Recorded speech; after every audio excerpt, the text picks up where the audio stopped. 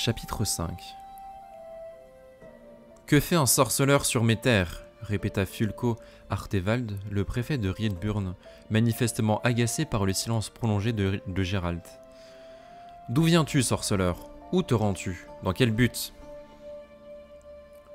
C'en est donc fini de jouer au bon samaritain, se dit Gérald en regardant le visage du préfet, couvert de grosses cicatrices.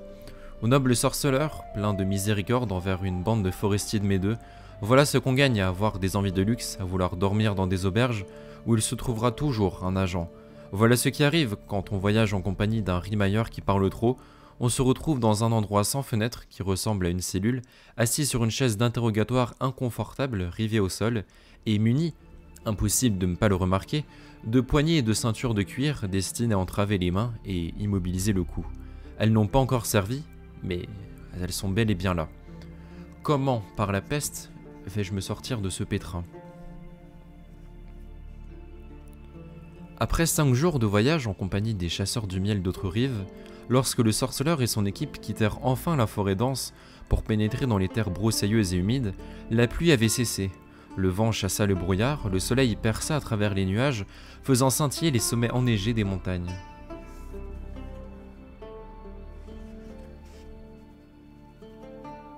Après avoir tout écouté sur YouTube, me voici en train d'investir Twitch que je ne connais pas du tout. Merci pour ta lecture. Merci beaucoup à toi de me suivre du coup depuis longtemps. Si tu as commencé à... Enfin, si tu as écouté tous les chapitres. Merci beaucoup à toi pour le soutien. Et puis bah du coup, tant mieux si je peux te faire découvrir Twitch. Et surtout, bienvenue avec nous dans la version live pour écouter avec nous en direct, réagir avec nous. Bienvenue, installe-toi. J'arrive un peu en retard, mais je suis là maintenant. T'inquiète pas Sandrine, tu as raté une page de Gérald qui a dit « Je suis dans une cellule, c'est problématique ».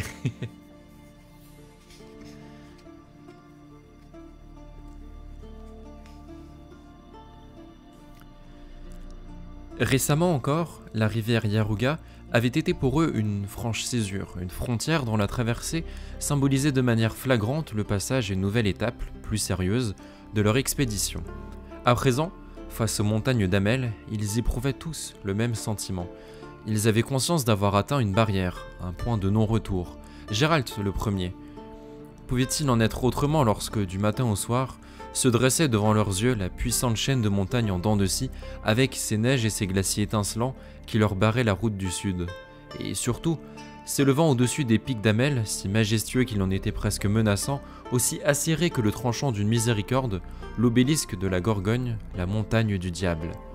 Ils n'en avaient pas discuté ensemble, mais Gérald ne pouvait ignorer ce que tous avaient à l'esprit. Car, lorsqu'il regardait les montagnes d'Amel et l'obélisque de la Gorgogne, l'idée de continuer vers le sud lui paraissait, à lui aussi, totalement insensée.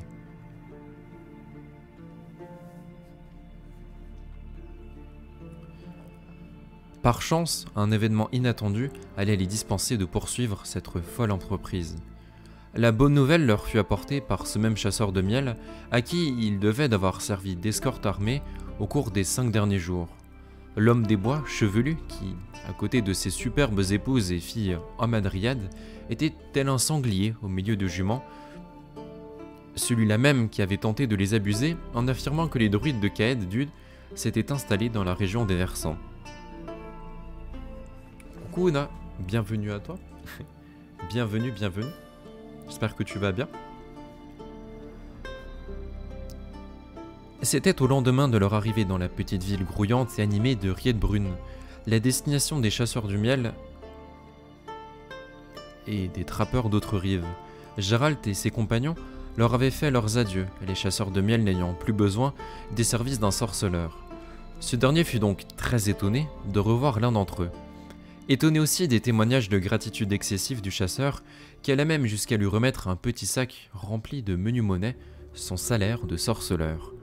Gérald l'accepta, sentant sur lui les regards quelque peu sarcastiques de Régis et de Caïr, à qui il s'était plaint à plusieurs reprises au cours de leur marche de l'ingratitude humaine, soulignant l'absurdité de l'altruisme et du désintéressement. Mal à la tête mais bon, eh bien, fais comme nous, prends un bon petit thé, pose-toi dans ton lit et détends-toi devant la lecture. C'est alors que le chasseur, surexcité, leur livra sans ambague la nouvelle. Voilà quoi, cher monsieur le sorceleur, les cueilleurs de gui, enfin, les druides, crèchent dans les chenets près du lac Montnuirne. Ce lac se trouve à 35 milles d'ici, vers l'ouest. Le chasseur de miel avait obtenu ces informations au centre d'achat du miel et de la cire d'un de ses parents qui habitait à Rietbrunn et qui lui-même les tenait d'une de ses connaissances, un chercheur de diamants. Dès que le chasseur de miel avait appris où se trouvaient les druides, il avait couru ventre à terre pour en informer le sorceleur et ses compagnons. À présent qu'il avait transmis l'information, il respirait la joie et la fierté, se sentant le plus important des hommes, comme tout menteur dont le mensonge se révèle fortuitement véridique. Gérald voulait partir pour le lac Montnuirne sans perdre un instant, mais ses compagnons protestèrent vivement. Puisqu'il disposait de l'argent des chasseurs de miel, déclarèrent Régis et Caïr, et qu'il se trouvait dans un endroit où l'on faisait commerce de tout, il convenait, au préférable, de faire des provisions et de vérifier le matériel, et de racheter des flèches, ajouta Milva, car on lui réclamait toujours du gibier, mais elle n'allait pas chasser avec des bouts de bois taillés. Jasquier renchérit en disant qu'il pouvait au moins passer une nuit à l'auberge, dormir dans un vrai lit, après avoir pris un bon bain et bu 2 ou 3 chopes de bière. Pour Jasquier, après avoir dragué quelques femmes bien sûr, comme il en a l'habitude à chaque fois qu'il va dans une auberge.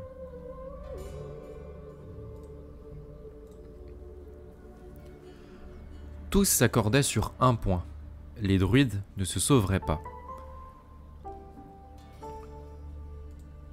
Par un concours de circonstances exceptionnelles, ajouta le vampire Régis avec son sourire étrange, notre compagnie se trouve déjà sur le bon chemin pour parvenir jusqu'aux druides.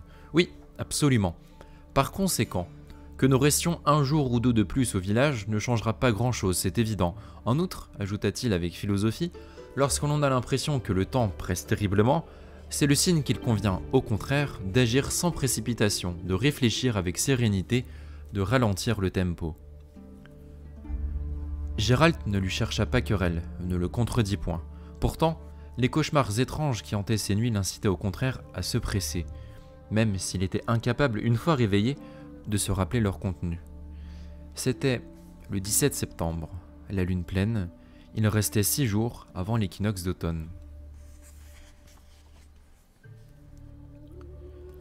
Milva, Régis et Caïr se portèrent volontaires pour effectuer les achats et compléter le matériel.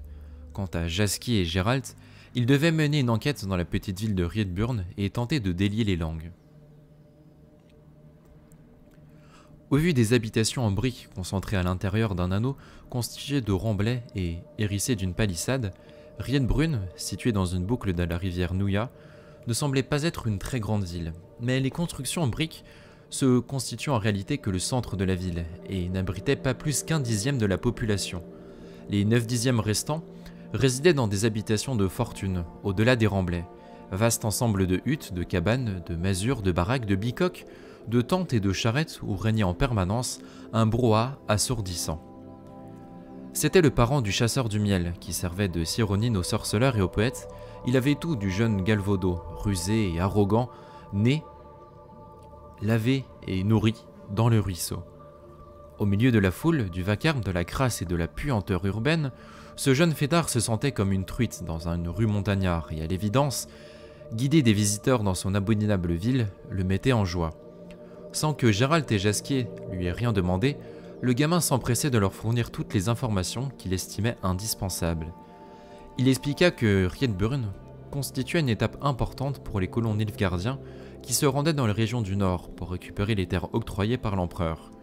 Chaque parcelle faisait 4 lanes, soit en gros 500 arpents, avec une exonération d'impôts pendant 10 ans. Rietbrunn était en effet située à l'entrée de la vallée de Dolnuya. Cette vallée, qui traversait les montagnes d'Amel par le col de Théodule, reliait les versants et autres rives aux provinces de Magturga, Gézo, Métina et Maecht, des contrées soumises depuis longtemps à l'empire nilfgaardien. La ville de Rietbrunn, expliqua le gamin, était pour les colons le dernier endroit où ils pouvaient se ravitailler. Après, ils ne pourraient plus compter que sur eux-mêmes, leurs bonnes femmes et ce qu'ils avaient dans leurs chariots. C'est aussi pour cette raison que la plupart des colons campaient assez longtemps aux abords de la ville pour reprendre leur souffle avant de s'élancer vers la Yaruga et affronter de nouvelles contrées. Et nombre d'entre eux, ajouta le gamin avec un orgueil patriotique et outrancier, restent en ville pour toujours, parce que la ville, c'est la culture, attention, pas un trou perdu puant le fumier. De fait, la ville de Rietburn puait sacrément, y compris le fumier. Gérald était venu ici des années auparavant, mais il ne reconnaissait pas l'endroit. Trop de choses avaient changé. Autrefois, on ne voyait pas autant de soldats à cheval, abordant une cuirasse ou un manteau noir et des emblèmes en argent sur leurs épaulières. Autrefois, on n'entendait pas parler Nilfgaardiens à tous les coins de rue. Il n'y avait pas de carrière juste à l'entrée de la ville, où des hommes et des femmes déguenillés, sales, miséreux et ensanglantés, réduisaient des blocs de pierre en pierraille, sous les coups de fouet de surveillants vêtus de noir.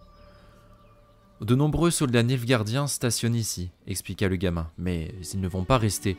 Ils font juste une halte dans les défilés, avant de repartir à la poursuite des partisans de Versant Libre.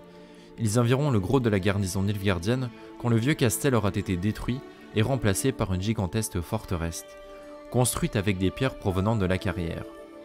Ceux qui fendent la pierre, ce sont des prisonniers de guerre.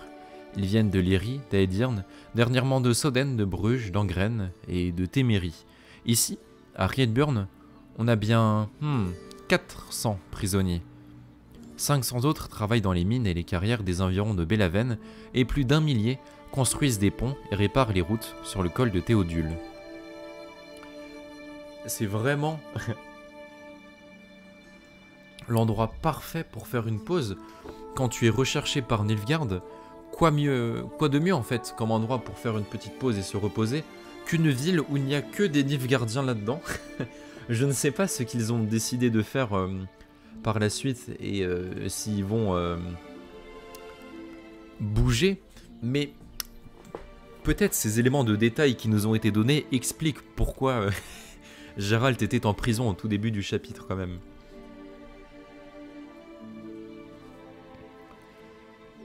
L'échafaud se trouvait déjà sur la place du marché lors de la dernière visite de Gérald, mais il était beaucoup plus sobre. Il n'était pas équipé de tant de dispositifs abjects destinés à causer les plus atroces souffrances.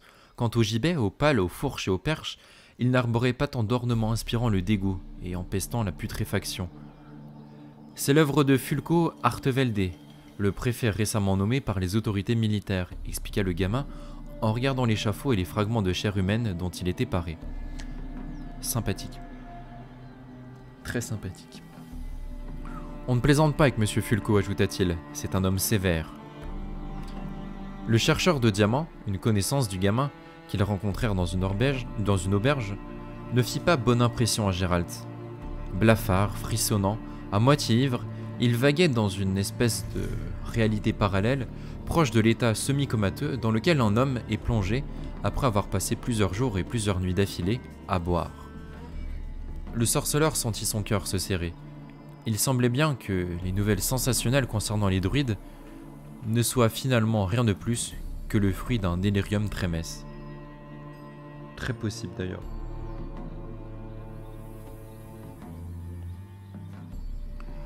Le chercheur enivré était tout de même conscient et répondait aux questions de manière sensée. Lorsque Jasquier lui fit remarquer qu'il ne ressemblait pas à un chercheur de diamants, il objecta avec humour qu'il en aurait l'air sitôt qu'il en aurait trouvé ne serait-ce qu'un seul. Il indiqua avec précision l'endroit où demeuraient les druides près du lac Modurn, sans verser dans les affabulations pittoresques ni le maniérisme excessif propre aux mythomanes. Il se permit de demander à ses interlocuteurs ce qu'ils voulaient aller faire là-bas, mais, devant leur silence méprisant, il avertit les deux compagnons qu'ils se feraient tuer à coup sûr s'ils se rendaient à la chenée des druides, ces derniers ayant coutume d'attraper tout intrus, de le fourrer dans une baba d'osier et de le brûler vivant, accompagnant le rituel d'oraison, de chant et d'incantation. Il semblait que les rumeurs sans fondement et les superstitions stupides se propageaient au gré des déplacements des druides, comme si elles les suivaient à la trace. La conversation fut interrompue par un groupe de 9 soldats en uniforme noir, armés de guisarmes. On pouvait voir sur leurs épaulières le symbole du soleil. Est-ce que c'est là que les emmerdes vont commencer? Très probablement, on va pas se mentir. Vous êtes bien le sorceleur prénommé Gérald? Demanda le sous-officier qui commandait les soldats en se tapotant la cuisse avec un bâtonnet de chêne. Oui, répondit Gérald après un instant d'hésitation. C'est moi. Vous êtes prié de bien vouloir nous suivre, dans ce cas. Et si je ne veux pas, dois-je comprendre que je suis en état d'arrestation ?» Le soldat le regardait en silence, un silence qui semblait ne jamais vouloir prendre fin. Il le regardait de façon étrange et, somme toute, sans la moindre considération. Il tirait sans nul doute son assurance de l'escorte de 8 soldats qui se tenaient derrière lui. « Non, répondit-il enfin. Vous n'êtes pas en état d'arrestation. Aucun ordre de vous arrêter n'a été donné. Si tel avait été le cas, je me serais adressé à vous autrement, monseigneur. Tout à fait autrement. » Gérald ajusta le ceinturon de son épée d'un geste volontairement provocateur. « Et moi, répliqua-t-il froidement, c'est autrement que je vous aurais répondu. » C'est le Gérald qu'on aime, ça. « Allons, allons, messieurs. » Jasquier avait décidé d'intervenir, esquissant un sourire qu'il espérait digne d'un diplomate averti. « Pourquoi s'emporter? Nous sommes des gens honnêtes. Nous n'avons rien à craindre des autorités. Nous leur prêterons même volontiers notre concours. Chaque fois que l'occasion se présente, cela s'entend. Et à ce titre, nous sommes en droit d'en attendre quelque chose en retour. N'est-il pas vrai, messieurs les militaires? Notamment qu'elle nous explique les raisons pour lesquelles il aurait été décidé de limiter nos libertés civiques. « C'est la guerre, messieurs, » rétorqua le soldat, pas le moins du monde décontenancé par le flot de paroles du poète. « La liberté n'a de sens qu'en temps de paix. » Les raisons toutefois vous seront précisées par monsieur le préfet. Moi, j'exécute les ordres, je n'en ai pas à engager la discussion. « Ma foi, c'est bien vrai, » reconnut le sorceleur en faisant un léger clin d'œil au troubadour. « Conduisez-moi donc à la préfecture, messieurs les soldats. Et toi, Jasquier, retourne voir les autres, dis-leur ce qui se passe. Et faites ce qu'il faut. Régis trouvera bien. » Que fait un sorceleur dans la région des Versants? Que cherche-t-il par ici? Celui qui avait posé ces questions était un homme large d'épaules, aux cheveux noirs et au visage sillonné de cicatrices.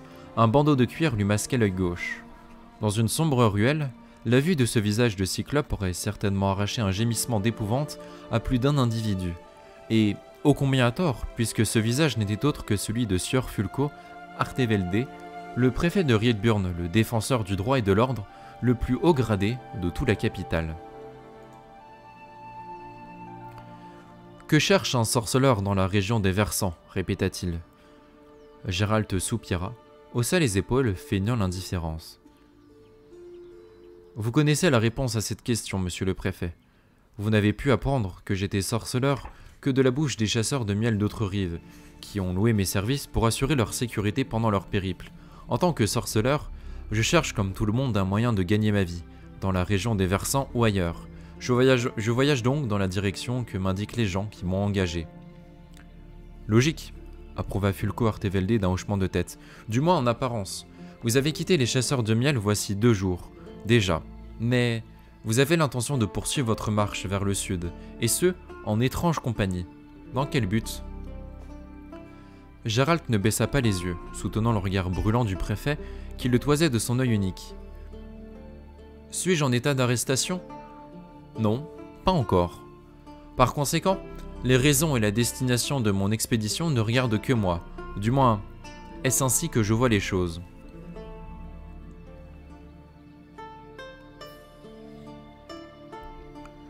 Je vous suggérerais néanmoins de jouer la carte de la sincérité et de la franchise, ne serait-ce pour démontrer, tenez, que vous n'avez commis aucune faute et que vous n'avez aucune raison de craindre ni la loi, ni les autorités qui veillent à son respect.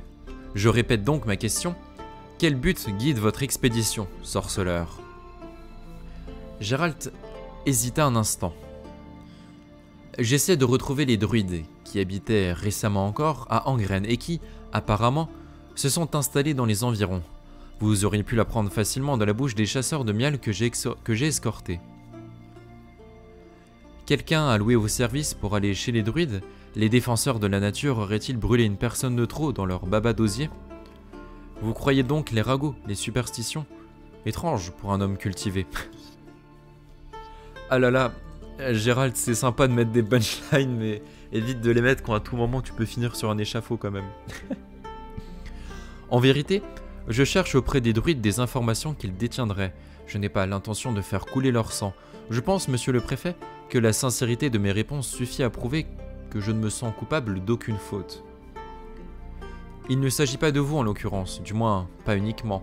Néanmoins, j'aimerais que notre conversation se poursuive sous les auspices d'une bienveillance réciproque, car, contrairement aux apparences, elle a pour but, entre autres choses, de te sauver la vie, ainsi qu'à tes compagnons. Vous avez excité ma curiosité, monsieur le préfet, dit enfin Gérald. Entre autres choses, je suis prêt à écouter vos explications avec la plus grande intention. Je n'en doute pas, nous y viendrons. Progressivement. Avez-vous déjà entendu parler, monsieur le sorceleur, du témoin de la couronne? Savez-vous de quoi il s'agit? Oui, je le sais. Il s'agit de quelqu'un qui balance ses camarades pour se soustraire à ses responsabilités. Schématisation simpliste, rétorqua sans sourire Fulquart Tevelde, typique d'un Nordling. Vous masquez souvent les lacunes de votre éducation en recourant à des simplifications sarcastiques ou caricaturales que vous prenez pour des traits d'esprit. Ici, dans la région des Versants, monsieur le sorceleur, règne l'Imperium. Plus précisément, ici régnera l'Imperium, lorsqu'on aura éradiqué jusqu'au dernier les formateurs de l'anarchie qui s'est répandue ici. Le meilleur moyen d'anéantir le désordre et le banditisme est l'échafaud, que vous avez sans nul doute remarqué sur la place du marché. Mais le recours aux témoins de la couronne se révèle aussi parfois utile. Il marqua une pause à dessein. Gérald garda le silence. Il n'y a pas si longtemps, poursuivit le préfet, nous avons réussi à tirer dans une embuscade une bande de jeunes délinquants. Les bandits ont opposé de la résistance. Ils sont morts. Mais pas tous, n'est-ce pas? L'interrompit Gérald avec insolence. Toute cette rhétorique commençait à l'agacer. L'un d'entre eux a été pris vivant. On a promis de le gracier s'il devenait témoin de la couronne, c'est-à-dire s'il se mettait à balancer. Et il m'a balancé. D'où tirez-vous cette conclusion? Avez-vous eu des contacts avec le monde criminel local, récemment ou par le passé? Non, je n'ai eu aucun contact, ni récemment ni par le passé. Excusez-moi, monsieur le préfet, mais toute cette affaire est, à mon sens, soit un total malentendu, soit une mystification, ou encore une manœuvre destinée à me provoquer, auquel cas je vous invite à ne pas perdre votre temps et à passer à l'essentiel. Vous semblez omnibulé par l'idée que quelqu'un cherche à vous manipuler, remarqua le préfet, en fronçant ses sourcils barrés d'une cicatrice. Auriez-vous, en dépit de vos affirmations, quelque raison de craindre la loi? Non, en revanche, je commence à craindre que la lutte contre la criminalité soit ici menée à la va-vite, de façon grossière, sans que soient effectuées au préalable des investigations sérieuses, peu importe que l'on soit coupable ou non. Mais bon, peut-être est-ce juste une schématisation caricaturale typique d'un Nordling bordé, lequel Nordling ne comprend toujours pas dans quelle mesure le préfet de Redburn pourrait lui sauver la vie. Gérald, arrête de faire ça, tu vas vraiment finir sur l'échafaud, quoi.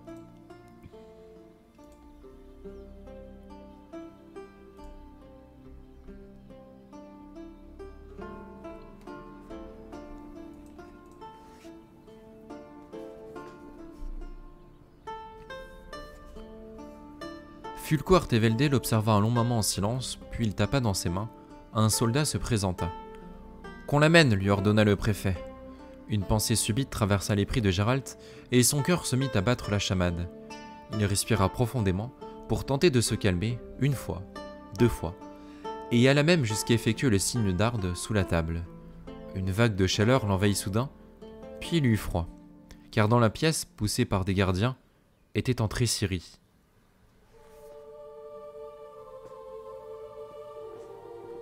Puis-je ?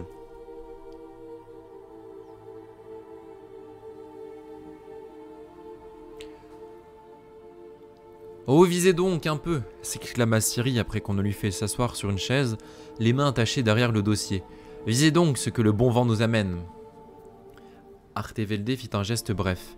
L'un des gardiens, un homme grand qui avait l'air d'un gamin un peu borné, déplia lentement son bras et gifla Ciri avec une telle force que la chaise oscilla.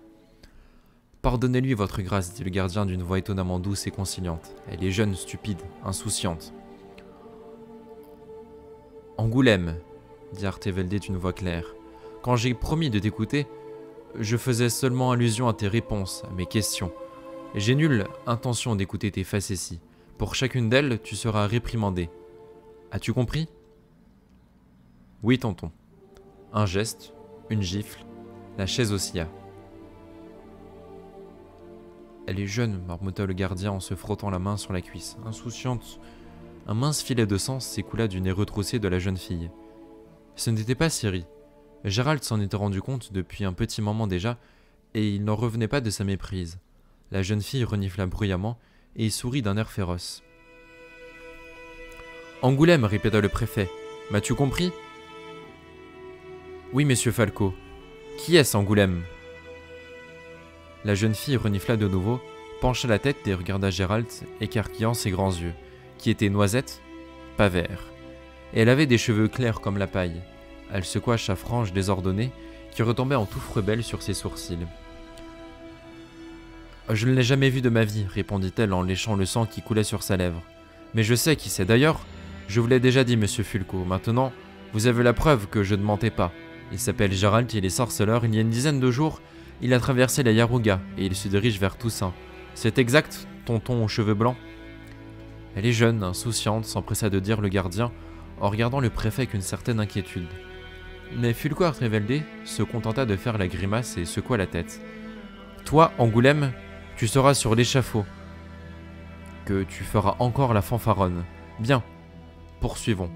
Avec qui, selon toi, ce sorceleur Gérald voyage-t-il ?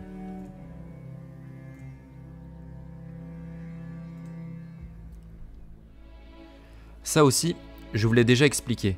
Avec lui, il y avait un Adonis prénommé Jasquier, qui est troubadour et transporte un luth. Une jeune femme qui a des cheveux blonds foncés, coupés courts, je ne sais pas comment elle s'appelle, et aussi un homme que je ne peux pas vous décrire et dont le nom n'a pas été évoqué non plus. Ils sont 4 en tout. Gérald appuya son menton sur la paume de sa main et observa la jeune fille avec intérêt. Angoulême ne baissa pas le regard. « Tu as de ces yeux, toi, lança-t-elle, des yeux d'amoureux. » « Continue, Angoulême, continue, se fâcha monsieur Fulco.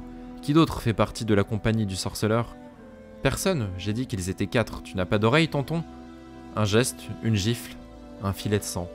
Le gardien se frotta la main sur la cuisse, s'abstenant d'émettre de commentaires sur l'insouciance de la jeunesse. « Tu mens, Angoulême, gronda le préfet.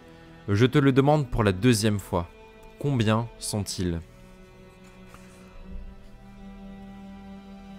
Comme vous voulez, monsieur Falco, je suis à vos ordres, ils sont 200, 300, 600. Monsieur le préfet, s'écria Gérald avant qu'Ardevelde donne de nouveau l'ordre aux gardes de gifler la jeune fille. Laissons cela, si vous le voulez bien. Ce qu'elle a dit est si précis qu'il ne peut être question de mensonge, mais plutôt de désinformation.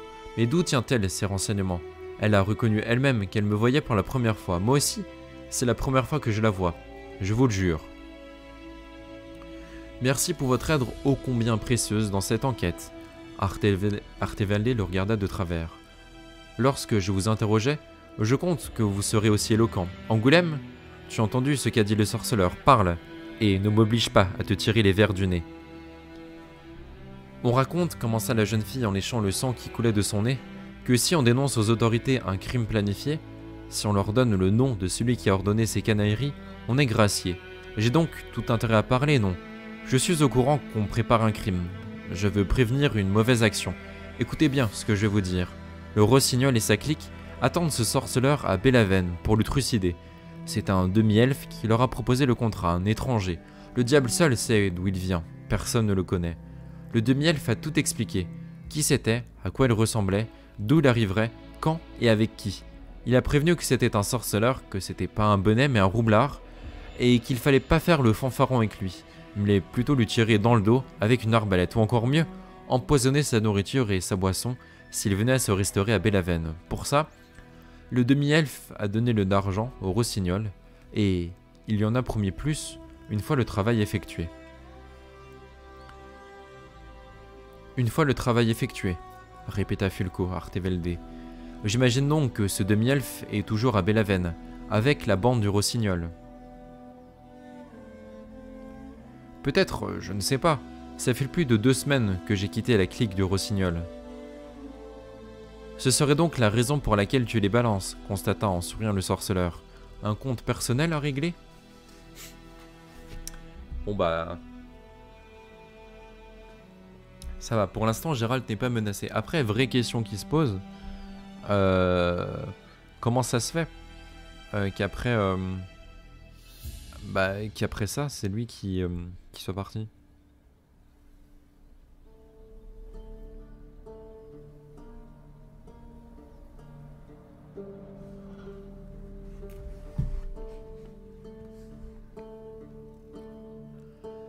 La jeune fille plissa les yeux et retroussa ses lèvres gonflées dans un affreux rictus. Et qu'est-ce que ça peut bien te foutre que ce soit un règlement de compte, tonton? En balançant, je sauve la vie, non? Tu devrais me remercier. Merci. Gérald avait de nouveau pris la parole avant que le préfet fasse un geste. Je voulais simplement faire remarquer que, s'il s'agissait d'un règlement de compte, ta crédibilité, témoin de la couronne, s'en trouverait de fait diminuée. Les gens dénoncent pour sauver leur peau et avoir la vie sauve, mais ils mentent quand ils veulent se venger. Notre Angoulême n'a aucune chance d'avoir la vie sauve, l'interrompit Fulquart Tevelde.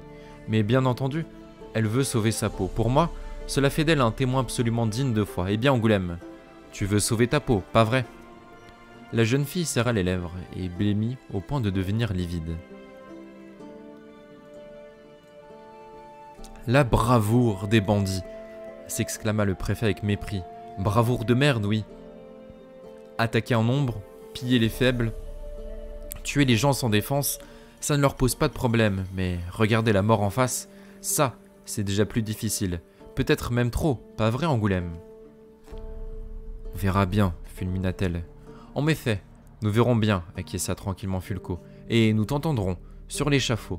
Tu videras tes poumons à force de t'égosiller.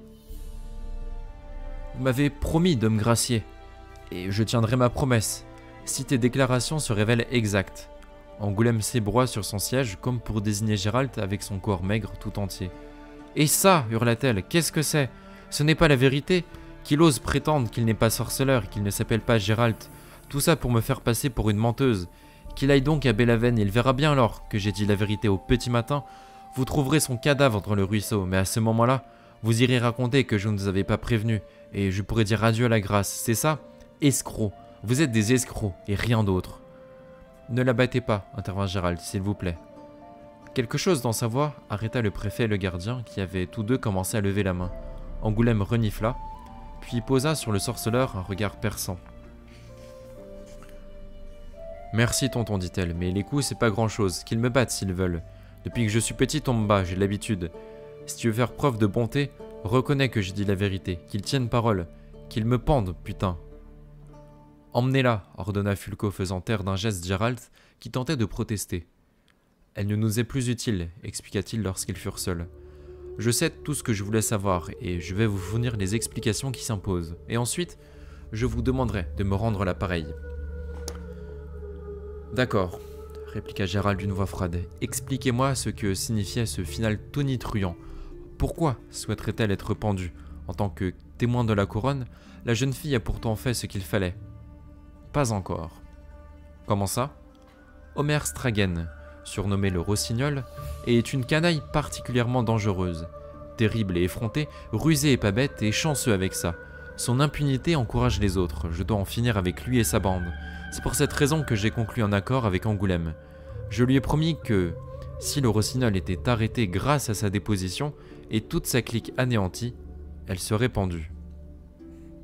Pardon? L'étonnement du sorceleur était sincère. C'est donc ça la récompense qui attend le témoin de la couronne. En échange d'une collaboration avec les autorités, il est condamné à la harte. Et s'il refuse de collaborer, c'est quoi? Le châtiment?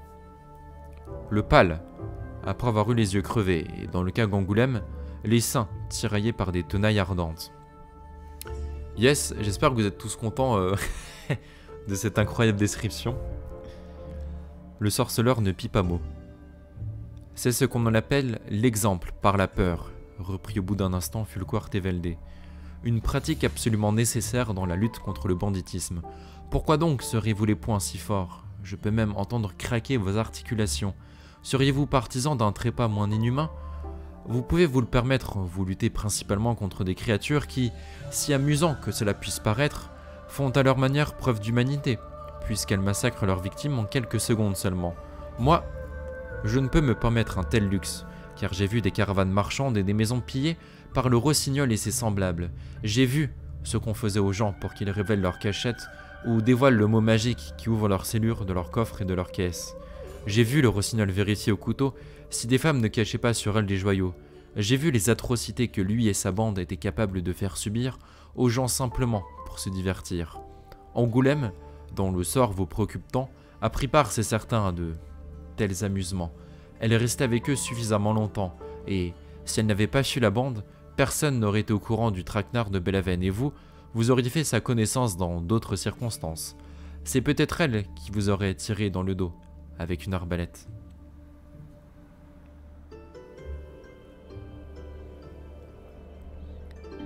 Je n'aime pas les scies. Savez-vous pour quelle raison elle a fui la bande? Elle est restée floue à ce sujet dans sa déposition, et mes hommes n'avaient pas envie de faire de zèle. Mais tout le monde sait que le rossignol fait partie de ces hommes qui réduisent les femmes, disons, à leur fonction naturelle initiale. Si elles s'y refusent, il leur impose ce rôle par la force. À cela, il faut ajouter des conflits de génération. Le rossignol est un homme d'âge mûr, et Angoulême n'avait fréquenté jusque-là que des gosses de son âge. Mais ce ne sont là que des spéculations, et dans le fond, ça ne m'intéresse guère. En revanche, si je puis me permettre, en quoi cela vous intéresse-t-il tellement? Pourquoi, dès le premier coup d'œil, Angoulême n'a-t-il suscité en vous une si vive émotion?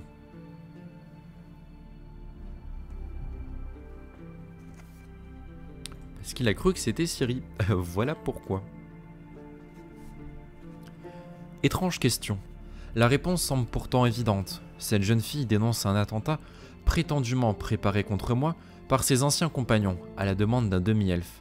La chose, en soi, est déjà surprenante, car je n'ai connaissance d'aucune querelle ancestrale ayant opposé un sorceleur à un demi-elfe. Par ailleurs, la jeune fille sait qui sont mes compagnons de voyage. Elle connaît certains détails sur eux, par exemple que le troubadour se prénomme Jasquier, et que la femme a des cheveux coupés courts. C'est précisément cette allusion aux cheveux courts qui me fait dire que toute cette affaire est en fait une manigance ou une provocation. Ce n'était pas bien difficile d'aller trouver l'un des chasseurs de miel avec qui j'ai voyagé la semaine dernière et de l'interroger. Ensuite, il ne restait plus qu'à mettre rapidement en scène. Assez! Ardevelde frappa du poing contre la table. Vous allez trop loin, mon bon monsieur. Seriez-vous en train d'insinuer que j'aurais tout mis en scène?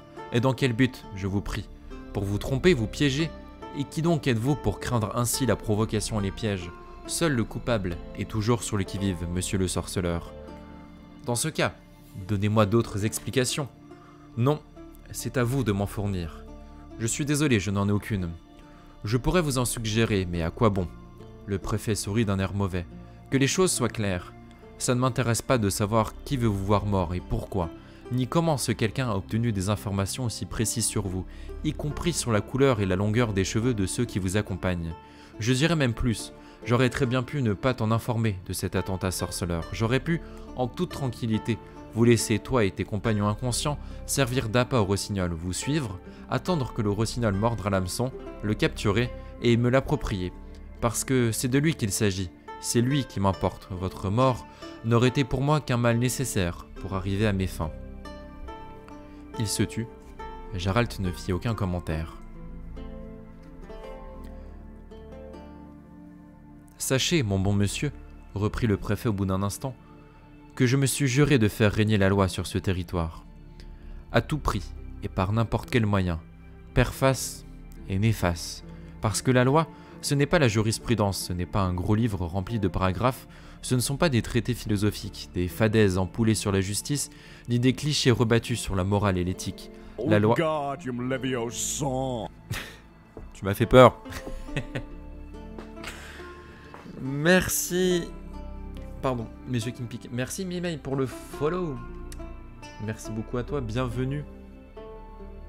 Installe-toi et rejoins-nous dans la découverte des histoires de Gérald. Qui, d'après le début du chapitre, devrait finir en prison. La question est comment? Et... non, juste comment. Parce que là, pour l'instant, ça se passe plutôt bien. Alors, je dirais pas plutôt bien, parce qu'il vient d'apprendre qu'il y a une tentative d'attentat sur lui. Mais ça va, pour l'instant, il n'est pas menacé, quoi.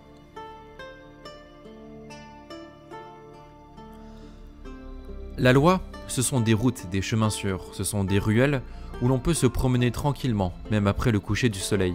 Ce sont des auberges et des tavernes où l'on peut se rendre aux latrines sans avoir à emmener avec soi son escarcelle ou sa femme. La loi, c'est la garantie pour tout un chacun de pouvoir dormir tranquille et d'être réveillé par le chant du coq et non par le coq rouge. Et pour ceux qui enfreignent la loi, la corde, la hache, le pal et les fers rouges, un châtiment qui décourage les autres. Ceux qui enfreignent la loi doivent être capturés et punis par tous les moyens et à tout prix. Et sorceleur, la désapprobation que je lis sur ton visage concerne-t-elle le but poursuivi ou les méthodes employées pour l'atteindre? Je pencherai plutôt pour les méthodes, car il est aisé de critiquer la mise en œuvre. Pour autant, on aurait bien envie de vivre dans un monde reçu, n'est-ce pas? Allez, réponds. Il n'y a rien à dire. Moi, je pense que si. Pour tout vous dire, monsieur Fulco, je peux même affirmer que le monde, tel que vous le souhaitez, me plaît bien. Vraiment? Ton expression indique pourtant le contraire. Le monde de tes rêves est idéal pour les sorceleurs. Jamais il n'y manquerait de travail. Plutôt que des codes, des paragraphes et des clichés empoulés sur la justice, ta conception encourage le désordre, l'anarchie, l'arbitraire, les intérêts privés, l'excès de zèle chez ceux qui veulent s'attirer les bonnes grâces de leurs supérieurs carriéristes, la vengeance aveugle des fanatiques, la cruauté des mercenaires, le sadisme. Ton monde, c'est un monde de terreur, où les hommes et les femmes ont peur de sortir après le coucher du soleil par crainte non des bandits, mais des gardiens de la loi, car ces grands de chasse aux criminels ont pour résultat d'encourager les bandits à entrer en masse dans les rangs des défendeurs de l'ordre. Ta vision, c'est un monde de corruption, de chantage et de provocation, un monde de témoins de la couronne et de faux témoins, un monde où règne la calomnie, la délation et la peur d'être injustement dénoncé. Un monde où, inévitablement, des innocents fileront sur le échafaud, seront écartelés ou empalés, un monde de criminels. Alors, je profite, rien à voir avec The Witcher, mais je profite qu'il y ait finalement cette prise de parole, de position de Gérald sur la vision qu'il a de la justice, pour vous conseiller un livre que je crois j'ai déjà lu en live, mais il y a très très longtemps, je crois que le replay n'est plus disponible, qui s'appelle Matin Brun, et qui correspond exactement à ça, un monde où il y a toujours de plus en plus de règles.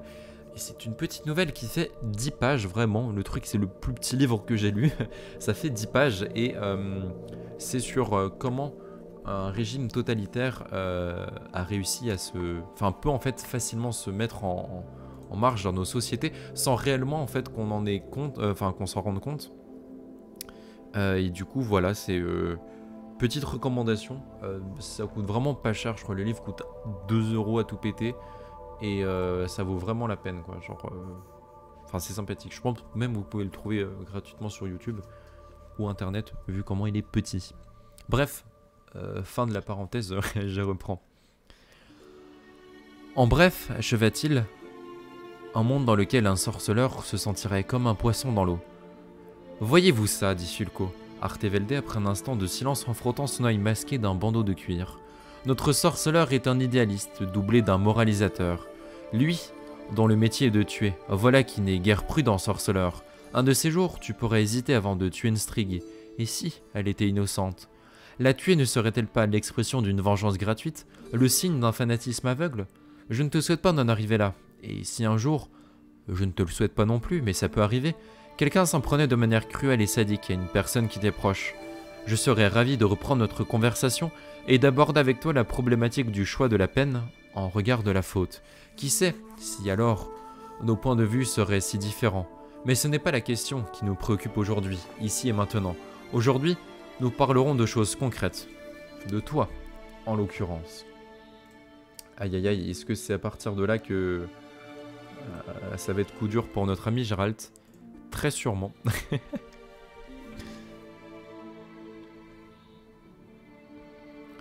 Gérald haussa légèrement les sourcils. Bien que tu aies raillé mes méthodes et ma vision d'un monde régi par la loi, tu vas aider mon cher sorceleur à sa concrétisation. Je le répète, je me suis juré que ceux qui entravaient la loi le paieraient. Tous. Du plus petit mécréant qui trafique les pois sur le marché, aux trafiquants qui détournent un convoi transportant des arcs et des flèches destinés à l'armée. Les brigands, les hommes de main, les voleurs, les gredins, les terroristes membres des versants libres qui se prennent pour les défenseurs de la liberté. Et le rossignol. Avant tout, le rossignol. Il doit répondre de ses crimes. peu importe la méthode employée pour mettre la main dessus, du moment que ce soit fait vite. Avant qu'il proclame l'amnistie et que ce criminel ait une chance de s'en tirer à bon compte. Sorceleur, cela fait des mois que je guette un indice qui me permette d'anticiper ses plans, de le manipuler, de le pousser à commettre une erreur. L'erreur décisive qui le perdra. Dois-je poursuivre ou tu as compris? J'ai compris, mais poursuivez. Gérald, toujours un peu taquin, bien sûr. Le mystérieux demi-elfe, qui serait l'instigateur de l'attentat contre ta personne, a mis le rossignol en garde contre un sorceleur. Il lui a recommandé la prudence, lui déconseillant l'insouciance et la fanfaronnade. Bon, sans raison. Néanmoins, sa mise en garde ne servira à rien. Le rossignol a commis une erreur. Il va attaquer un sorceleur averti et prêt à se défendre. Un sorceleur préparé à cette attaque. Et ce sera la fin du rossignol. Je veux conclure un accord avec toi, Gérald. Tu seras mon sorceleur de la couronne. Laisse-moi finir. Le contrat est simple. C'est donnant-donnant. Tu achèves le rossignol, et moi en échange... Il se tut un instant, sourit d'un air narquois. Je ne poserai plus de questions sur toi, ni tes compagnons. Je ne demanderai pas d'où vous venez, où vous vous rendez, ni la raison de votre voyage. Je ne chercherai pas à savoir pourquoi l'un d'entre vous parle avec une pointe d'accent nilfgaardien, ni pourquoi les chiens et les chevaux s'écartent parfois d'un autre de vos compagnons. Je ne donnerai pas l'ordre à mes hommes d'enlever au troubadour sa tubulure avec ses notes. Je ne lirai pas ces notes, et je n'informerai pas le contre-espionnage impérial de votre passage, qu'une fois que le rossignol sera mort, ou qu'il croupira dans mes oubliettes, peut-être même plus tard. Pourquoi se presser après tout?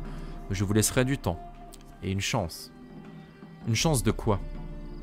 D'arriver à Toussaint, ce royaume de contes de fées ridicules, dont même le contre-espionnage nilfgaardien n'ose violer les frontières. Ensuite, beaucoup de choses peuvent changer. Il y aura l'amnistie. Peut-être y aura-t-il une trêve au-delà de la Yaruga. Et même une paix durable. Alors, non moins de moi l'envie d'être défaitiste, mais je pense qu'une paix durable, on peut quand même se la prendre et se la mettre là où on pense quand même. Hein. Cela veut-il dire qu'il n'y a pas de druides près du lac Mondurine? Voilà près d'un mois qu'ils sont partis pour Toussaint, en passant par la vallée de Sans Retour, sous les ailes protectrices de la princesse Anarietta de Beauclair, qui a un faible pour les excentriques de toutes sortes, les cinglés et les oiseaux rares, et ne manque pas une occasion d'accorder l'asile à ce genre d'individus dans son pays fabuleux. Voyons, tu le sais, sorceleur, ne me prends pas pour un idiot, n'essaie pas de me rouler. Ce n'est pas mon intention, dit lentement Gérald, je t'en donne ma parole. Je partirai donc dès demain pour Belhaven. N'aurais-tu pas oublié quelque chose? Pas du tout. J'allais y venir. Ma deuxième condition concerne Angoulême. Je veux qu'elle vienne avec moi. Accorde-lui l'amnistie, avec de l'avance, et fais-la sortir de son cachot. Le sorceleur de la couronne a besoin de ton témoin de la couronne, rapidement. Alors, c'est oui ou non? C'est oui, répliqua presque aussitôt Fulquart Tevelde. Je n'ai pas le choix, Angoulême est à toi. Je sais bien que si tu acceptes de collaborer avec moi, c'est uniquement à cause d'elle. Point positif pour ce préfet, il est pas trop con. Enfin, en tout cas pour l'instant, parce que d'ici à qu'il essaie de s'en prendre à Gérald et qu'il ait sa tête de découper sur par le tranchant d'une épée, on n'en est pas très loin. Mais pour l'instant, ça va, il fait pas trop le con.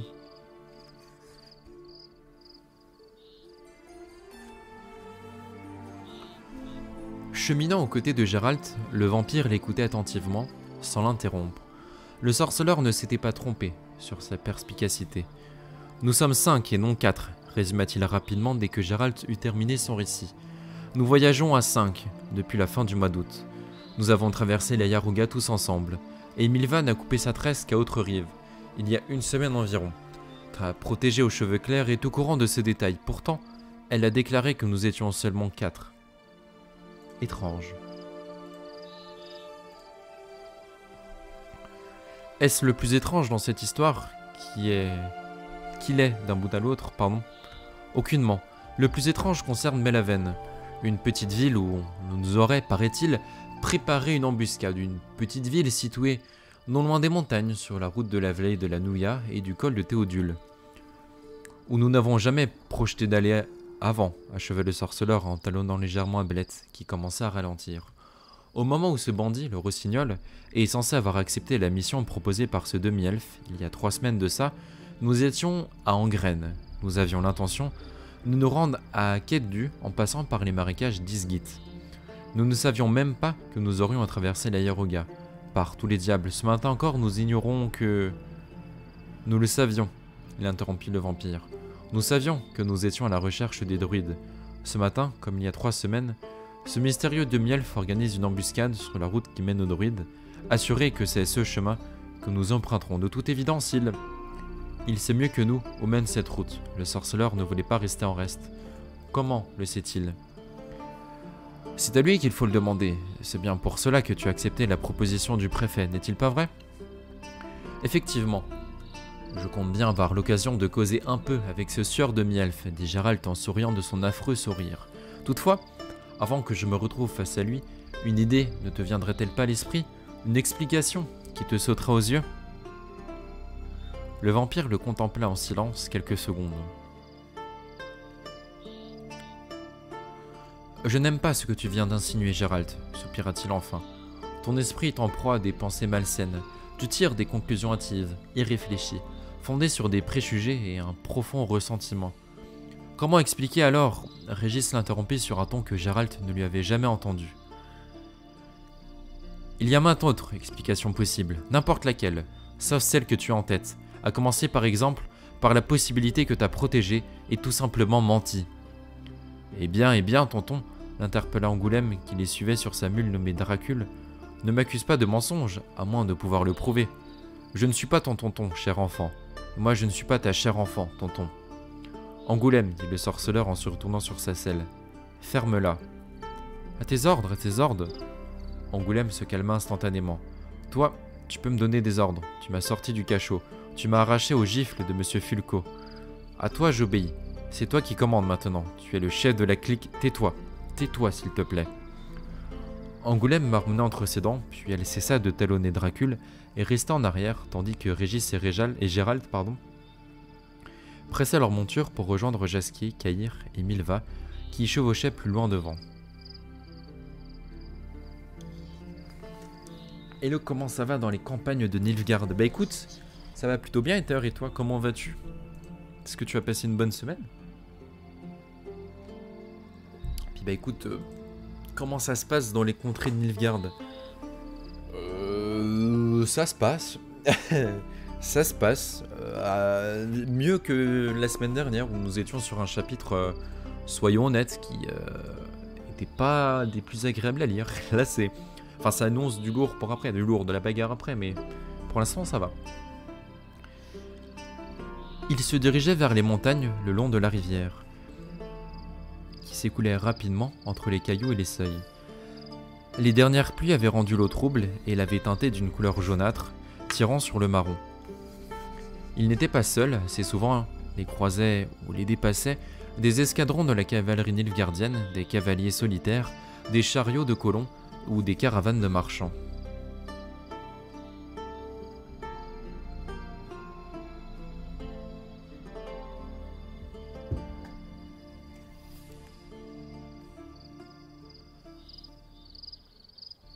Au sud, de plus en plus proche, de plus en plus menaçante, s'élevaient les montagnes d'Amel, et la dent pointue de la Gorgogne, la montagne du diable, noyée au milieu des nuages qui envahissaient progressivement l'immensité du ciel. « Quand leur diras-tu » demanda le vampire en désignant du regard le trio qui chevauchait à l'avant. « Quand nous monterons le campement. » 100% il va pas le dire là, on connaît notre ami Gérald. Ça va fort bien perdu dans la paperasse. Aïe aïe aïe, coup dur. Point positif, tu peux faire la paperasse en écoutant le stream. Je suis une personne horrible. Jasquier fut le premier à prendre la parole lorsque Gérald eut achevé son discours. « Corrige-moi si je me trompe, dit-il. Cette jeune fille, Angoulême, que tu t'es empressé d'adjoindre à notre équipe, sans prendre la peine de réfléchir, est donc une ancienne criminelle. Pour la sauver du châtiment qu'on lui réservait, et qu'elle avait du reste mérité, tu as accepté de collaborer avec les Nilfgaardiens. Tu t'es laissé embaucher. Pas seulement toi d'ailleurs, mais nous tous ici présents. Nous devons tous aider les Nilfgaardiens à attraper ou à liquider un criminel local. En bref, toi, Geralt, le sorceleur, tu es devenu un mercenaire Nilfgaardien, un chasseur de primes, un tueur à gages, et nous passons pour des acolytes, voire des factotums. Tu as un talent fou pour la schématisation, Jasquier, marmonna Caïr.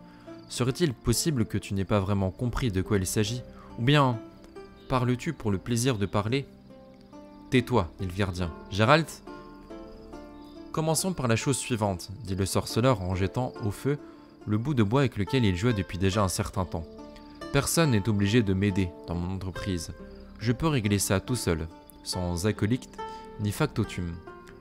Tu es téméraire, tonton, intervint Angoulême, mais la anse du rossignol, c'est 24 braves. Tu as beau être un sorceleur, tu ne leur feras pas peur aussi facilement. Il va falloir se battre à l'épée. Même si ce qu'on raconte sur les sorceleurs est vrai, personne ne peut résister seul face à une dizaine d'hommes. Tu m'as sauvé la vie, donc je te paie en retour, par une mise en garde, et en te proposant mon aide. C'est quoi par le diable une anse? ANNC, expliqua Caïr, désignant dans notre langage un groupe armé, mais uni par les liens de l'amitié. Une compagnie. Tout juste. Tu vois que le terme est passé dans le jargon local. Une anse est une anse, interrompit Angoulême, et dans notre jargon, c'est une horde ou une hasse. Y a rien à dire de plus. J'étais sérieuse tout à l'heure quand j'étais mise en garde. Seule contre toute une horde, tu ne t'en sortiras pas. Et comble de malchance, tu ne connais pas le rossignol ni qui que ce soit, ennemi, ami ou allié potentiel à Bélaven ou aux alentours. Tu ne connais pas les routes qui mènent à la ville. Et il en existe plusieurs. Moi je le dis, le sorceleur ne s'en sortira pas tout seul. Je ne sais pas quelles coutumes sont de règles chez vous, mais moi, je n'abandonnerai pas le sorceleur. Comme l'a fait remarquer tonton Jasquier, il s'est empressé de me faire rejoindre votre groupe sans inquiéter, bien que je sois une ancienne criminelle. Parce que mes cheveux puent toujours le cachot, je n'ai pas eu le temps de les laver. C'est le sorceleur et personne d'autre qui m'a sorti de ce cachot pour me ramener à la lumière du jour. Je lui en serai éternellement reconnaissante. Elle en fait... Alors, je me permets de me couper, mais elle en fait vachement beaucoup quand même. Vachement beaucoup, ça sent quand même... l'arnaque quand même, vous trouvez pas? Genre elle a fait un peu trop pour paraître honnête, je trouve. Factotum, ce livre... Ah, factotum, mais pas factotum. Effectivement, dit. Bien vu. Comme tu dis, géranium ou synopsium. Non, je dis géranium. Je vois pas pourquoi tu dis ça. Votre exemple ne marche pas. Merde, quel con. J'ai coupé la musique. Aïe aïe aïe. Ok, c'est bon, on peut la retrouver les gens. Mais effectivement, du coup, merci. On me dit factotum.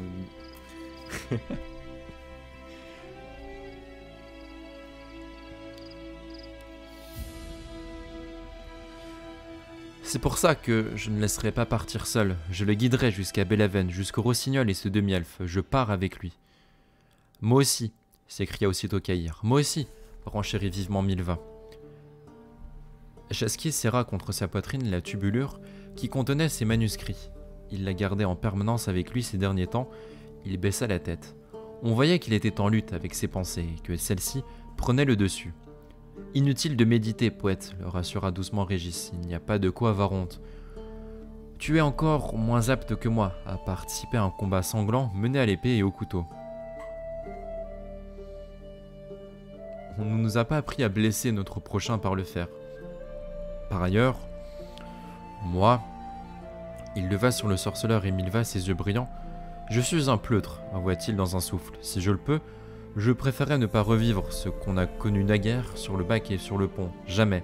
C'est pourquoi je vous demande de m'exclure du groupe de combat qui part à Bélaven. De ce bac et de ce pont, intervint Milva d'une voix sourde, tu m'as éloigné en me portant sur tes épaules quand je n'avais plus la force de me tenir sur mes jambes. Si tu étais un pleutre régiste, tu ne m'aurais juste laissé sur place et tu te serais sauvé.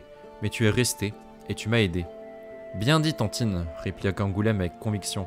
Je n'ai pas tout compris, mais c'était bien dit. La relou. Je ne suis pas ta Tantine. Les yeux de Milva étincelaient d'un air menaçant. « Prends garde, demoiselle. Si tu m'appelles comme ça encore une fois, tu verras. »« Qu'est-ce que je verrai ? » ?»« Du calme !» aboya le sorceleur avec sévérité. « Ça suffit, Angoulême. » Manifestement, un rappel de la situation s'impose. Le temps où nous voyageons au hasard des chemins vers l'horizon est fini, car il y a bien quelque chose là-bas, derrière l'horizon. L'heure est venue d'agir, de trancher des gorges, car on sait enfin qui éliminer. Que ceux qui n'avaient pas saisi jusqu'à présent le comprennent cette fois, nous avons un ennemi concret à portée de main, un demi-elfe qui veut notre mort, un agent au service des forces qui nous sont hostiles. Grâce à Angoulême, nous sommes prévenus. Et un homme averti en vaut deux, comme dit le proverbe. Je dois attraper ce demi-elfe et lui extorquer le nom de celui pour qui il travaille. Est-ce que maintenant tu comprends, Jasquier ? Il me semble, rétorqua le poète d'une voix tranquille, que je comprends même mieux que toi. Sans avoir besoin d'excorter des informations à qui que ce soit, je devine que ce mystérieux demi-elfe travaille pour Dijkstra, qui, par ta faute, est boiteux depuis que tu lui as fracassé, et ce sous mes yeux, la malléole. Après avoir eu connaissance du rapport du maréchal Visgarde, Dijkstra nous prend à coup sûr pour des espions nilfgaardiens, et après notre fuite du corps d'armée des partisans lyriens, la reine Mève a sans doute allongé de quelques paragraphes la liste de nos crimes. Erreur, Jasquier, intervint Régis d'une voix douce. Ce n'est pas Dijkstra, ni Visgarde, ni Mève. Qui est-ce alors ? Il est encore trop tôt pour le savoir avec certitude. Effectivement, approuva froidement le sorceleur. C'est pourquoi il faut étudier l'affaire sur place et attendre l'autopsie pour tirer des conclusions. Du coup, oui, ça sent bizarre. Me l'en pince un peu pour Gérald. Ouais, c'est ça. Soit elle en pince pour Gérald, soit elle est pas totalement honnête et ils veulent vraiment. Elle va retourner sa veste après, mais je sais pas. Genre.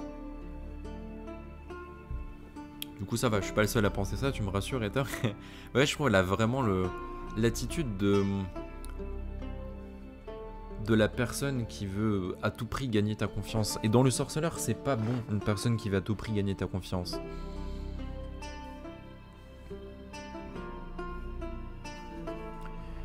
Et moi, s'obstina Jasquier, je continue à penser que c'est une idée stupide et risquée. C'est une bonne chose que nous ayons été prévenus de l'embuscade. Maintenant, il ne nous reste plus qu'à l'éviter en faisant un grand détour.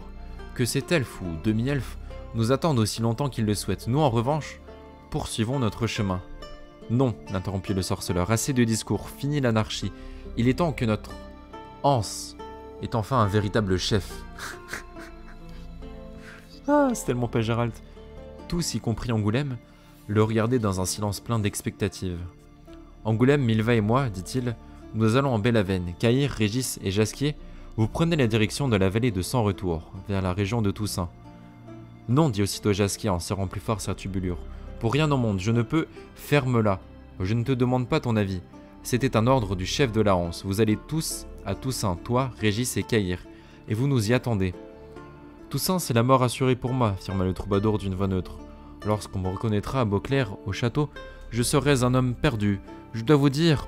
Inutile, l'interrompit le sorceleur d'un ton brusque. Il est trop tard. Tu pouvais reculer, mais tu ne l'as pas fait. Tu veux rester dans l'équipe, pour sauver Ciri, n'est-ce pas ? Oui. Tu partiras avec Régis et Caïr en direction de la vallée de Sans Retour. Vous nous attendrez dans les montagnes, sans franchir pour le moment les frontières de Toussaint. Mais s'il le faut, vous devrez franchir la frontière, parce qu'apparemment les druides, ceux des Quêtes-du que connaît Régis, se trouvent à Toussaint. S'il le faut, vous obtiendrez des druides les informations dont nous avons besoin, et vous vous mettrez en route pour retrouver Ciri, seul. C'est surtout que peu de gens font des gestes amicaux, alors envers Gérald qui se mange des méchancetés gratuites à longueur d'année, bah c'est ça, t'as totalement raison. Déjà de base, personne ne fait des choses gratuitement dans le sorceleur, dans l'univers de The Witcher, et d'autant plus avec Gérald qui est soit mal aimé parce que c'est un mutant, soit mal aimé parce qu'il veut pas prendre un camp, soit mal aimé parce qu'il a buté des trucs qui n'ont pas fait plaisir aux gens, soit mal aimé parce que parfois il se comporte un peu comme un con. Donc, je sais pas, moi j'ai vraiment un mauvais... On verra, hein, mais j'ai vraiment un mauvais sentiment avec elle.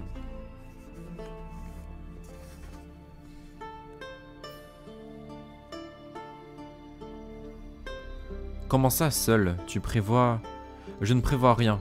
J'envisage différentes possibilités. À tout hasard, comme on dit. En dernier ressort, si tu préfères, Peut-être que tout se passera bien et que nous ne serons pas obligés de nous montrer à Toussaint. Mais au cas où, il est important que les Nilfgaardiens ne vous poursuivent pas jusqu'à là-bas. Ils ne le feront pas, intervint Angoulême. C'est bizarre, mais Nilfgaard respecte les frontières de Toussaint. Je me suis déjà caché une fois, alors que je fiais des poursuites en Nilfgaardien. Mais les chevaliers qui gardent la frontière ne valent pas mieux que les noirs. Ils sont beaux, ils vous parlent gentiment, mais ils sont prompts à saisir la lance et l'épée, et ils patrouillent sans arrêt. Ils se nomment les chevaliers errants. Ils se déplacent seuls, ou bien à 2 ou à 3, et ils exterminent la racaille, c'est-à-dire nous, sorceleurs. Il y a une chose à modifier dans tes plans. Quoi? Si nous devons aller à Bélavenne et affronter le rossignol, il vaut mieux emmener Monsieur Caïr et laisser la tantine partir avec le poète et le vampire. Et pour quelle raison? Demanda Gérald en apaisant Milva d'un geste. Il faut des hommes pour ce travail. Qu'as-tu à râler, Tantine? Je sais ce que je dis. Si les choses s'enveniment, il faudra peut-être en appeler à la terreur plutôt qu'à la force. Et pas un seul membre de la clique du rossignol n'aura peur d'un trio composé d'un seul homme et de 2 femmes en guise d'escorte. C'est Milva qui viendra avec nous. Gérald resserra ses doigts autour du bras de l'archère, qui était folle de rage. Milva, pas Caïr. Je ne veux pas y aller avec lui. Et pourquoi? Et pourquoi ça? Demanda Angoulême et Caïr presque à l'unisson. Oui, pourquoi? Intervint Régis à son tour. Ça fait vraiment, enfin, il veut pas y aller avec lui. Parce que je ne lui fais pas confiance, annonça Gérald sans embâge. Le silence qui s'abattit sur le campement était désagréable, pesant, presque gluant. Des échos de voix, des cris et des chants leur parvenaient de la forêt, où campait une caravane marchande et un autre groupe de voyageurs. Explique-toi, exigea enfin Caïr. Quelqu'un nous a trahis, répliqua le sorceleur d'un ton sec. Ma conversation avec le préfet et les révélations d'Angoulême en sont la preuve. En réfléchissant un peu, on arrive à la conclusion que le traître est parmi nous. Et, pour deviner qui c'est, nul besoin de réfléchir longtemps. Si je te suis bien, grommela Caïr en fronçant les sourcils, tu oses suggérer que le traître c'est moi? Je reconnais volontiers que cette pensée va effectivement traverser l'esprit, lâcha le sorceleur d'une voix glaciale. Un certain nombre d'éléments t'accusent. Cela expliquerait pas mal de choses, oui, pas mal de choses. Gérald, intervint Jasquier. Ne pousserais-tu pas un peu le bouchon trop loin? Qu'il parle, répliqua Caïr au bout des lèvres, qu'il exprime le fond de sa pensée, sans se gêner. Nous nous sommes demandé, observa Gérald en parcourant du regard les visages de ses compagnons, comment cette erreur de calcul avait pu survenir. Nous sommes 5, et pourtant, seuls 4 d'entre nous avaient été identifiés. Nous avons pensé que quelqu'un s'était trompé, tout simplement le mystérieux demi-elfe, le brigand rossignol ou Angoulême. Mais si l'on rejette cette explication, un autre apparaît. L'équipe compte 5 personnes, mais le rossignol ne doit en tuer que 4 parce que la 5e est un allié des auteurs de l'attentat. Quelqu'un qui les informe régulièrement des mouvements de l'équipe. Depuis le début, depuis le moment où notre compagnie s'est formée, après la dégustation de la fameuse soupe de poisson, depuis que nous avons accepté un Nilfgaardien non rang, un Nilfgaardien qui doit s'emparer de Ciri, qui doit la ramener à l'empereur Émir, car de cela dépendent sa vie et sa future carrière. C'est bien ce que je pensais, observa lentement Caïr. Je suis donc le traître à tes yeux? Un lâche, un vendu à 2 visages? Gérald, intervint de nouveau Régis. Pardonne-moi ma franchise, mais ta théorie est aussi bancale qu'une chaise à 3 pieds. Et ton esprit mal tourné, je te l'ai déjà dit. Je suis un traître, répéta Caïr comme s'il n'avait pas entendu les paroles du vampire. Cependant, comme je comprends les choses, il n'existe aucune preuve de ma trahison, simplement des indices flous et les soupçons d'un sorceleur. C'est donc à moi qui incombe la tâche de prouver mon innocence, c'est bien ça. Je vais devoir démontrer que je ne suis pas une taupe. Inutile de verser dans le pathos, Nilfgaardien, lança Gérald en se dressant devant Caïr et en l'affrontant du regard. Si j'avais une preuve de ta culpabilité, je ne perdrais pas de temps en parlotte. Je t'aurais déjà haché menu comme chair à pâté. Tu connais la devise, cui bono? Alors réponds-moi, qui à part toi aurait intérêt à me trahir? Un claquement sec prolongé retentit du côté de la caravane marchande. Dans le ciel noir, un pétard rouge et or éclata en étoiles. Des fusées explosèrent en un essaim d'abeilles dorées avant de retomber en une pluie colorée. « Je ne suis pas une taupe », déclara le jeune Nilfgaardien d'une voix forte et puissante. « Malheureusement, je ne peux pas le prouver. Mais il y a une chose que je peux faire. Réagir comme le doit tout homme que l'on insulte et que l'on outrage, qu'on salit son honneur et qu'on souille sa dignité. Caïr fut rapide comme l'éclair. Pourtant, n'eût été le genou douloureux du sorceleur qui rendait ses mouvements difficiles, il n'aurait pas réussi à surprendre Gérald, mais ce dernier ne parvint pas à esquiver le coup de poing ganté de cuir de Nilfgaardien qui le heurta la mâchoire avec une telle force qu'il tomba en arrière et atterrit au beau milieu du foyer, soulevant des tourbillons d'étincelles. Gérald se releva d'un bond, mais d'un nouveau trop lent à cause de son genou. Caïr était déjà près de lui. Cette fois, le sorceleur n'eut même pas le temps de se pencher. Le poing de Gérald le heurta sur le côté de la tête, et des étoiles multicolores brillèrent devant ses yeux, plus jolies même que le feu d'artifice des marchands. Gérald poussa d'affreux jurons et se jeta sur Caïr qu'il saisit par les épaules, le jetant à terre. Les deux hommes roulèrent sur le gravier en se rouant de coups de poing sous la lumière spectrale des feux d'artifice qui éclaboussaient le ciel. « Cessez !» hurlait Jasquier. « Cessez donc, espèce de fichu idiot !» Caïr fit un habile croc en jambe à Gérald et lui asséna un coup dans les dents au moment où le sorceleur tentait de se redresser, puis un deuxième. Gérald se déploya derrière le ressort et le frappa, ratant le périnée, touchant la cuisse. Les deux hommes hurlèrent de nouveau, tombèrent à la renverse, roulèrent sur le sol, se frappant l'un et l'autre comme ils le pouvaient, aveuglés par les coups, la poussière et le sable qui s'immisçaient dans leurs yeux. Et soudain, ils se désunirent, roulèrent chacun d'un côté, se recroquevillant et se protégeant la tête sous les coups de feu qui fendaient l'air. Milva avait ôté son gros ceinturon de cuir, le tenant par la boucle. Elle l'avait enroulé autour de son poignet puis s'était mise à rosser les combattants avec vigueur, ne ménageant ni sa force ni le ceinturon. Celui-ci sifflait et retombait avec un bruit sec sur les mains, les épaules et le dos des deux hommes. Et vlan, un pour Caïr, et vlan, un autre pour Gérald. Une fois qu'ils furent séparés, Milva continua à bondir de l'un à l'autre comme une sauterelle en les battant à tour de rôle afin qu'aucun n'en aperçoive moins que l'autre. « Espèce d'abruti stupide !» hurla-t-elle en cinglant avec violence le dos de Gérald. « Bande d'idiots! Je vais vous apprendre la raison à vous autres. Ça y est, c'est fini !» hurla-t-elle plus fort encore en abattant son fouet improvisé sur les mains de Caïr qui tentait de protéger son visage. « Vous êtes calmés ?»« C'est bon, beugla le sorceleur, ça suffit. »« Arrête, on a compris, dit à son tour Caïr qui était roulé en boule. Alors on est un sorceleur et on se fait battre à coups de fouet.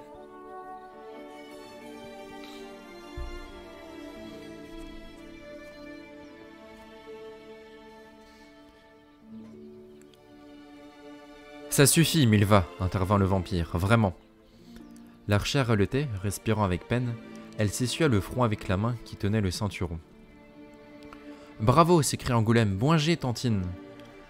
Milva se retourna sur ses talons et de toutes ses forces lui cingla les épaules.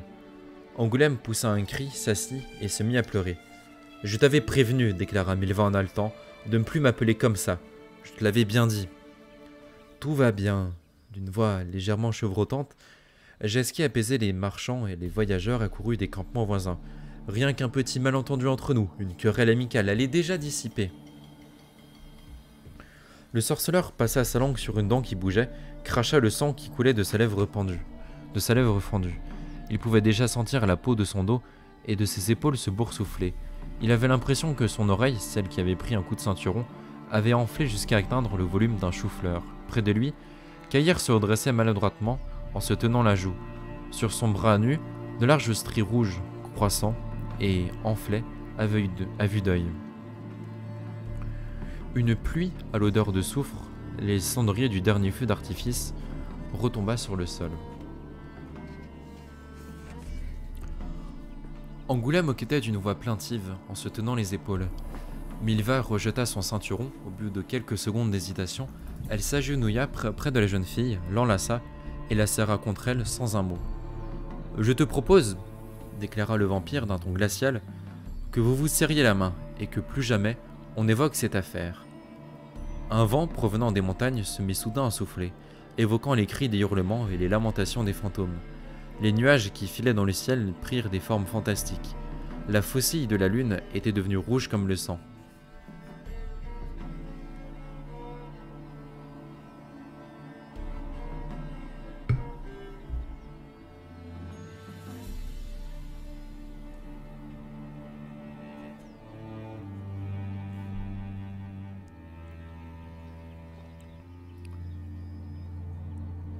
Ils furent réveillés avant l'aube par les piélements furieux des têtes chèvres.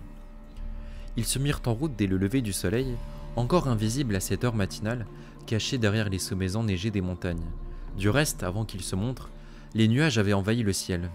Ils chevauchaient dans les forêts, et la route les conduisait de plus en plus haut, comme en témoignait la diversité des futaies traversées.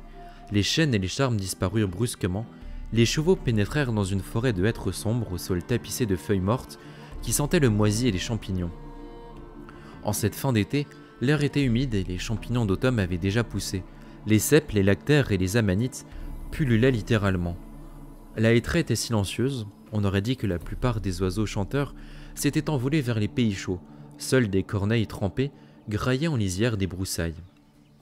Puis les hêtres disparurent à leur tour, remplacés par des épissas qui emplissaient l'air d'une odeur de résine. Il leur arrivait de plus en plus souvent de traverser des collines nues et des terrains sans arbres où le vent s'en donnait un cœur joie. La rivière Nouya poursuivait sa course écumante entre seuils naturels et cascades. Ses eaux, en dépit des pluies, étaient aussi transparentes que le cristal. À l'horizon se dressait la Gorgogne, de plus en plus proche. Sur les versants escarpés de la puissante montagne ruisselaient des glaciers et des neiges éternelles, de sorte que la Gorgogne semblait ceinte en permanence d'une écharpe blanche.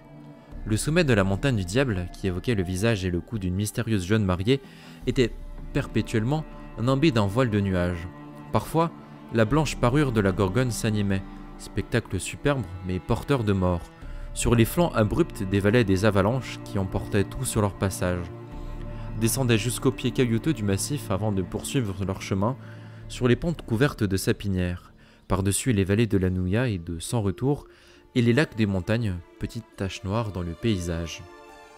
Le soleil, qui était finalement parvenu à percer les nuages, s'était couché bien trop vite, disparaissant derrière la montagne et l'embrasant de lueurs pourpres et dorées. Il dressait le campement pour la nuit. Le lendemain, vint l'heure de se séparer.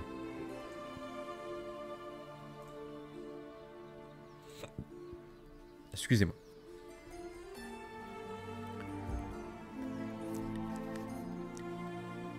Il s'enveloppa la tête dans le foulard de soie de Milva, mit le chapeau de Régis, vérifia une nouvelle fois la position de son cil dans son dos, ainsi que de celle des 2 stylets cachés dans la tige de ses bottes. À son côté, Caïr ajustait sa longue épée nilfgaardienne. Angoulême se ceignit le front d'un bandeau de laine et fourra dans sa chaussure un couteau de chasseur, cadeau de Milva. L'archère et Régis scellaient pour eux les chevaux. Le vampire donna son propre cheval Moreau à Angoulême, tandis que lui prendrait le mulet Dracule. Ils étaient prêts. Il ne restait qu'une chose à régler. « Venez ici, tous !» Ils approchèrent. « Caïr, fils de Kélek, commença Gérald en s'efforçant de ne pas paraître pathétique. Je t'ai offensé en te suspectant à tort et je me suis comporté envers toi de manière abjecte. Je m'incline devant toi en présence de tous, afin de m'en excuser solennellement. Je te prie de me pardonner, comme je vous demande à tous de me pardonner, pour vous avoir infligé ce triste spectacle. J'ai déchargé sur Caïr et sur vous ma colère, ma fureur et ma peine, à tort, car je sais qui nous a trahis. Je sais qui a trahi et enlevé Ciri, que nous voulons, nous, sauver. Si je suis en colère, c'est parce qu'il s'agit d'une personne qui me fut naguère très proche. Notre position, nos intentions, les chemins que nous empruntons, la direction que nous suivons, tout a été découvert grâce à la magie scannante, détectrice. Quand on est un virtuose de la magie, il n'est pas bien difficile de détecter et d'observer à distance une personne autrefois proche et que l'on a bien connue, avec qui on a eu un contact physique, psychique, suffisamment long pour pouvoir en créer une matrice. Mais le magicien et la magicienne dont je parle ont commis une erreur. Ils se sont démasqués. Ils se sont trompés en comptant les membres de l'équipe, et cette erreur les a trahis. Dis-leur, Régis. Il se peut que Gérald ait raison, énonça lentement Régis. Comme tout vampire, je ne peux être repéré par aucune sonde vidéo, ni aucun scannage, c'est-à-dire par aucun sortilège de détection. Il est possible, lorsqu'on se trouve physiquement à proximité, de dépister un vampire grâce à un sortilège analytique. En revanche, il est impossible de détecter un vampire à distance par un sortilège scannant. À l'endroit où se tient le vampire, le détecteur ne verra que du vide. Par conséquent, Seul un magicien a pu se tromper et scanner 4 individus, là où en réalité il y en avait 5, 4 personnes et un vampire. Nous allons profiter de cette erreur commise par les magiciens, reprit le sorceleur. Caïr, Angoulême et moi irons à Belhaven discuter avec le demi-elfe qui s'est alloué les services d'assassin pour nous faire disparaître. Nous interrogerons le demi-elfe, non pas pour obtenir le nom des véritables commanditaires de l'embuscade, nous savons déjà qui ils sont, mais pour qu'ils nous disent où trouver ces commanditaires, ces magiciens. Une fois que nous le saurons, nous nous y rendrons et nous accomplirons notre vengeance. Tous demeuraient silencieux. Nous avons cessé de compter les jours, sans prendre garde aux dates. Nous sommes aujourd'hui le 25 septembre. La nuit du nivellement est passée depuis 2 jours, l'équinoxe, oui, cette nuit-là précisément à laquelle vous pensez. Je vois votre abattement, je lis dans vos yeux. Vous avez perçu le signal au cours de cette nuit affreuse, tandis que les marchands qui campaient près de nous se donnaient du courage en buvant de l'eau de vie, en chantant et en tirant des feux d'artifice. Sans doute votre prémonition fut-elle moins précise que celle de Caïr et moi-même, mais enfin, vous avez deviné, vous avez des soupçons, et je crains que vos soupçons soient avérés.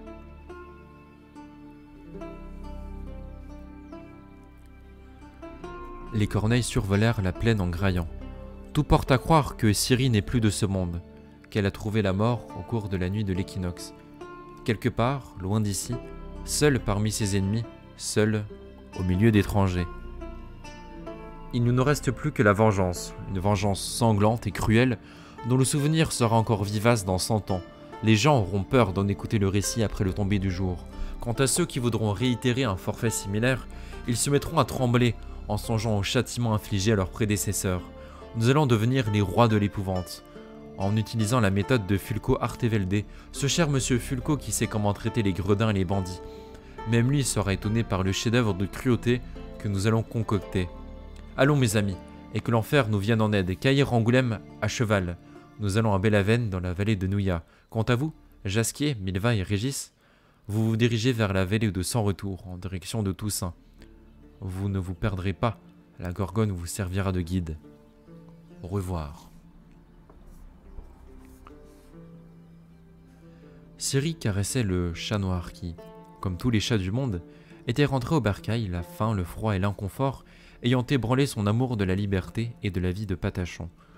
De retour dans la maison perdue au milieu des marécages, il était à présent couché sur les genoux de la jeune fille, courbant le dos sous ses caresses et ronronnant de plaisir, guère concerné par ce qu'elle racontait. « C'est la seule fois où j'ai rêvé de Gérald, reprit Ciri. Depuis notre séparation sur l'île de Tenned, depuis l'épisode de la tour de la mouette, je ne l'avais jamais vu en rêve.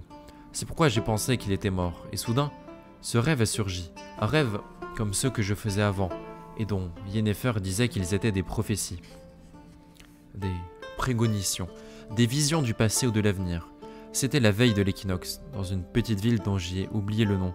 Bonnart m'avait enfermé dans une cave, après m'avoir brutalisé et forcé à avouer qui j'étais. « Tu le lui as avoué ?» demanda Visigotha en relevant la tête. « Tu le lui as tout dit ?»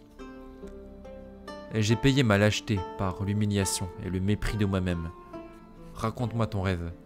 J'ai vu une montagne immense, abrupte, anguleuse, comme un nez de pierre, et puis j'ai vu Gérald. J'ai entendu ce qu'il disait, chaque mot, comme si j'étais juste à côté de lui, je m'en souviens. J'avais envie de crier et lui dire que tout cela n'était pas vrai, qu'il s'était terriblement trompé, qu'il avait tout mélangé. L'équinoxe n'était pas encore passé, donc même si les choses devaient se dérouler comme s'il l'affirmait, même si j'étais condamné à mourir le jour de l'équinoxe, il n'avait pas le droit de me déclarer morte alors que j'étais encore en vie. Pas plus qu'il avait le droit d'accuser Yennefer et de raconter sur elle de telles choses. Elle se tut un instant, caressa le chat et renifla. Mais je ne pouvais pas me faire entendre, je ne pouvais même pas respirer. C'était comme si je me noyais. Et puis, je me suis réveillé.